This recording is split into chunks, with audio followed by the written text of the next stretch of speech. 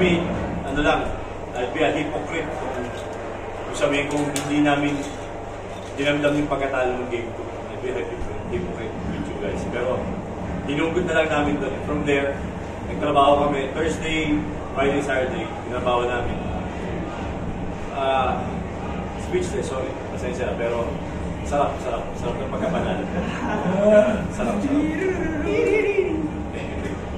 Right, to Mark Esperanza, our finals MVP, 9.3 points, 3.3 rebounds, 3.7 assists, 2 steals, and okay. So what can you say about your performance, Mark? Especially itong Game 3, never nakalamang ang NS.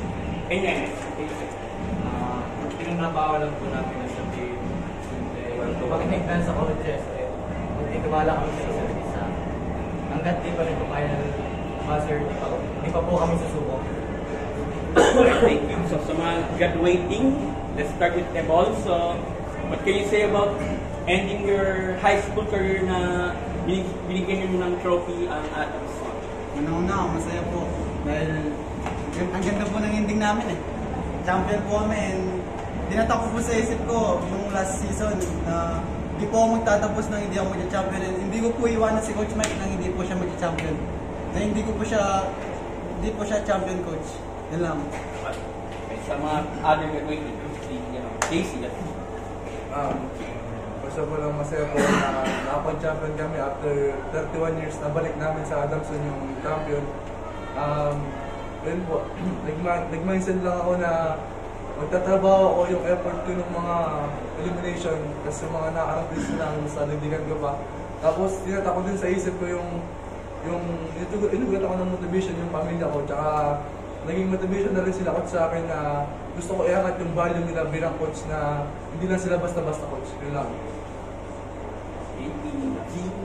Siyempre, masaya po kasi nakapag-bigay kami ng champion na kami mga graduating nakapag-bigay kami ng champion kay Coach Mike and napaganda po yung exit namin at sa Adamson. And pinagugutan namin yung pagkatalo namin last season. Yun ang ginawang namin motivation para mag-strive pa this season and baka makuha namin yung champion ngayon. Ito, Ben. First of all po, sobrang nagpapasalamat kami kay God. Talagang binigay niya yung panalo na to, kay God. Tsaka talagang sa mga coaches namin talagang saludo kami sa kanila dahil hindi nila kami iniwan, hindi sila sumuko sa amin. Kahit sobra, kami minsan hindi na namin alam kung paano kami papangan, paano kami lalaban. Pero nandiyan sila palagi para i-motivate kami, para tulungan kami. Kaya kung hindi dahil sa mga coaches namin, wala kami dito. Kaya inaalay ko itong panalo na to para kila coach, sa pamilya namin at sa mga tao na naniniwala sa amin at sa mga hindi naniniwala sa amin para sa amin.